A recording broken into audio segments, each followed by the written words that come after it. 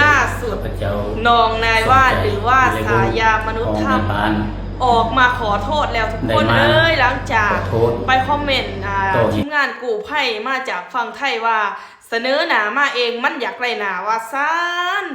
กะเจ้าบ่เบิ่งบ่รุ่ง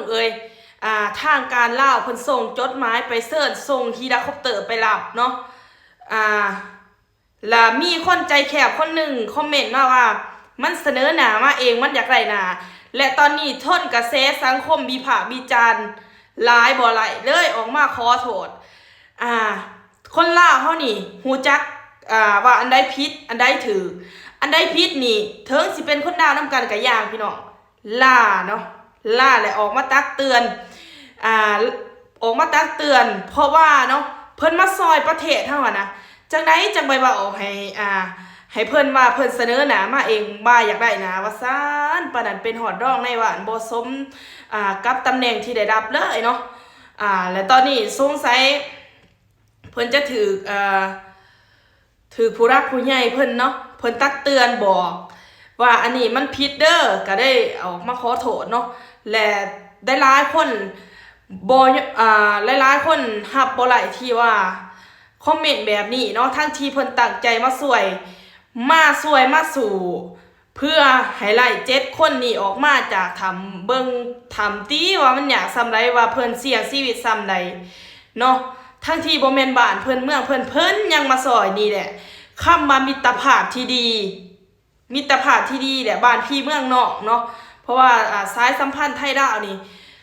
ฮักกันแบบบ่มีวันจางหายได้นะและสิมีคนใจแคบบางคนหรอกพี่น้องมักคอมเมนต์มาคอมเมนต์ในทางที่ลบๆนะมาเบิ่งคลิปกันเด้อเนาะว่าเพิ่นจะขอโทษเพิ่นจะเบาแบบใดเนาะก่อนไปรับชมฝากกดไลค์กดแชร์กดติดตามเพื่อเป็นกำลังใจให้น้องตายเด้อแนวไรผิดแนวไรบ่ถูกอะออกมาเตือนกันได้พี่น้องเดี๋ยวเรามาเบิ่งคลิปกันเนาะสบายดีข้าพเจ้าสมใจวิไลวงศ์ห้องในปานได้มาขอโทษต่อเหตุการณ์ที่เกิดขึ้นที่ข้าพเจ้าได้คอมเมนต์แนวเสียหายลงไปใน 2-3 วันก่อนนั้นเนาะมาวันนี้ข้าพเจ้าได้มาขอโทษต่อหน่วยงานกู้ภัยหรือว่าหน่วยงานที่มาช่วยเหลือในเมืองหนองแจ้งแข็งไสสมบูรณ์นั้นข้าพเจ้าในนามผู้ที่คอมเมนต์ลงไปได้มาขอโทษอย่างโดยความจริงใจโดยความรู้เท่าบ่ถึงการความรู้ก็ยังต่ำข้าพเจ้าขอโทษต่อเหตุการณ์ที่เกิดขึ้นจะขอนำเอาบทเรียนที่พ่อแม่ประชาชนและหน่วยงานเกี่ยวข้องนั้นตำหนิติชมมาเพื่อปรับปรุงเปลี่ยนแปลงและแก้ไขจะบอกคอมเมนต์ในทางที่เสียหายต่อหน่วยงานดังกล่าวอีกและจะขอสนับสนุนต่อหน่วยงานกู้ภัยของต่างประเทศที่เข้ามาช่วยเหลือผู้ประสบภัยอย่างจริงใจผู้ค่าในน้ำนอกผู้ที่คอมเมนต์ไปนั้นในวันนี้ผู้ค่าก็ได้มาขอโทษต่อเหตุการณ์ที่เกิดขึ้นมีความเสียใจต่อเหตุการณ์ที่เกิดขึ้นและจะขอนำเอาบทเรียนไปตัวที่มันเสียหายนี้หรือว่าอันใดที่บ่ดีข้าพเจ้าขอเอาไปปรับปรุงเปลี่ยนแปลงและแก้ไขให้มันดีขึ้นกว่าเก่าน้องพี่น้องเป็นจะได้หลังจากได้รับชมคลิปแล้วเนาะแล้วแต่ทุกคนจะตัดสินใจว่าจะให้โอ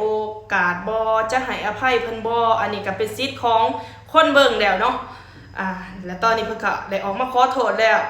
นี่แหละก่อนเฮาสิเว้าอีหยังเฮาควรคิดก่อนเพราะว่าเฮาก็ใหญ่แล้วเนาะเฮาควรคิดก่อนว่าอันใดควรอันใดบ่ควรเด้เพราะว่าเพิ่นก็มาบ้านเฮามาซอยเหลือคนในประเทศเฮาควรจะนับถือฮักแพงเพิ่นเนาะถ้าเฮาบ่เว้าก็คือสิบ่มีไผว่าอีหยังเนาะอยู่ซื่อๆจะดีกว่าเนาะป้าให้ทางกู้ภัยเพิ่นปฏิบัติหน้าที่ให้เพิ่นปฏิบัติหน้าที่อย่างเข้มงวดเนาะหรือว่าเฮาต้อง ในหน้าที่เฮาเป็นคนลาวนำกันนะเฮาต้องส่งกำลังใจเนาะเฮาต้องส่งกำลังใจไปให้เพิ่นไปเสียเพิ่นเพื่อให้เพิ่นผ่านวิกฤตนี้ไปให้ได้และช่วยคนลาว7คนเฮาออกมาให้ได้หั้นนะเนาะเฮาบ่ควรที่จะไปคอมเมนต์ในทางลบๆคือนี่แหละเนาะว่าเพิ่นเสนอหน้ามาเองทั้งที่ทางการลาวเพิ่นส่งหนังสือเพื่อไปเสิร์ชเนาะไปเสิร์ชทีมงานกู้ภัยมาเพราะว่าเพิ่นเชี่ยวชาญเพิ่นเก่งและเพิ่นมีอุปกรณ์หลายๆอย่างที่จะเอามานำใส่ในเหตุการณ์ในครั้งนี้เนาะเพิ่นได้ส่งเฮลิคอปเตอร์เพิ่นได้ไปหับและลุงคนนี้เนาะอาจจะหูเฒ่าบ่ถึงการอดีแต่เป็นหอดห้องได้บ้านพี่น้องมันสมควรแล้วบ่ที่จะเบาแบบนี้เนาะน้องตายคิดว่ามันบ่สมควรและเพิ่นก็ได้ออกมาขอโทษในครั้งนี้เพิ่นก็น่าจะรู้สึกผิดเนาะพี่น้องรู้สึกผิดบ่หรือว่าจังไดเนาะอันนี้ก็บ่ฮู้คือกันแต่น้องตายอยากเตือนคนลาวเฮานำกันว่าเฮาควรฮักกันเนาะเฮาควรฮักกันเฮาควรเป็นหูเป็นตาซอยกันว่าถ้าว่ามีบุคคลแบบนี้เนาะไปคอมเมนต์ในท่าที่มันบ่แม่นในท่าที่มันผิดหั่นน่ะน้องตายอยากให้ทุกคนซอยกันตักเตือนเนาะตักเตือนคนลาวเฮานำกันนี่แหละบางคนเหรอมันก็จะมีส่วนน้อยแต่ว่าส่วนหลายน้องตายเชื่อว่าคนลาวนี่นิสัยดีเด้นิสัยดีเด้แบบว่าเพิ่นจะฮู้ว่าอันใดผิดอันใดถูกรวมทั้งพุ่นเนี่ยทั้งผู้ใหญ่เฮาผู้ใดเนาะพี่น้องเพิ่นก็น่าจะตักเตือนแหละนี่ก็ได้เนาะบ่ให้มีครั้งที่2เพราะหยังเพราะว่ามันสิเสียหน้าเสียตาบ้านเมืองเฮาได้ย้อนหยังย้อนมีบุคคลจำพวกนี้น่ะเนาะที่จิตใจคับแคบน้องตายนี่ถ้าว่าเพิ่นเนาะถ้าว่าเป็นน้องตายได้เพิ่นมาบ้านเมืองเฮานี่เพื่อมาซอยเหลือเฮานี่โอ้น้องตายนี่แบบว่าขอบคุณเลยนะขอบคุณหลายๆเด้อแล้วก็น้องตายก็ขอบคุณอีกหลายๆเด้อที่เนาะหน่วยงานกู้ภัยจากพังไทยและนักลำน้ำที่เชี่ยวชาญที่สุดจากนานาชาติและก็ขอบคุณหรือว่าขอบใจทางเจ้าหน้าที่ลาวบ่กู้ภัยลาวบ่ที่ว่าเพิ่นสามัคคีช่วยกันหั่นนะก็ขอบใจหลายๆเนาะที่ว่า2ประเทศหรือว่า3ประเทศอ้ายน้องเฮาช่วยกันจับมือกันเนาะพี่น้องจับมือกันได้ฮักแพงกันหั่นนะถึงแม้ว่าจะมีคอมเมนต์ลบๆแบบนี้ก็อย่างน้องตายอยากให้เบิ่งหลายๆมุมมองเบิ่งหลายๆคนที่เขาฮักคนไทยที่เขาเสิร์ชสู้คนไทยหรือว่าเสิร์ชสู้เจ้าหน้าที่ไทยที่มีความสามารถที่เก่งที่เข้ามาช่วยเหลือยามวิกฤตในครั้งนี้เนาะน้องตายอยากให้มองไปตรงนั้นน้องตายบ่อยากให้มาหน่อยใจเชื่อได้ว่าผู้ที่เพิ่นตั้งใจมาสวยนะเพิ่นได้ยินคำนี้เพิ่นน้อยใจแน่นอนและน้องตายก็อยากกราบขอโทษแทนหลายๆเด้อเนาะอยากกราบขอโทษแทนมนุษย์ธรรมคนนี้ที่หูเฒ่าบ่ถึงการไปว่าให้ทางทีมงานเนาะ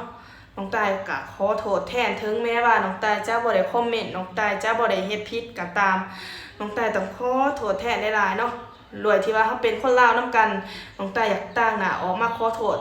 อีกครั้งเด้ออยากขอให้อภัยซึ่งกันและกันเนาะและต่อไปนี้ก็มีแต่ว่าส่งกำลังใจไปให้ทางหน่วยกู้ภัยทางลาวเฮาทางไทยเฮาและก็ทางนานาชาติที่เพิ่นเข้ามาซอยในครั้งนี้ขอให้ผ่านวิกฤตนี้ไปไวๆและขอให้พบทั้ง7คนให้ไวๆและได้อย่างปลอดภัยเนาะ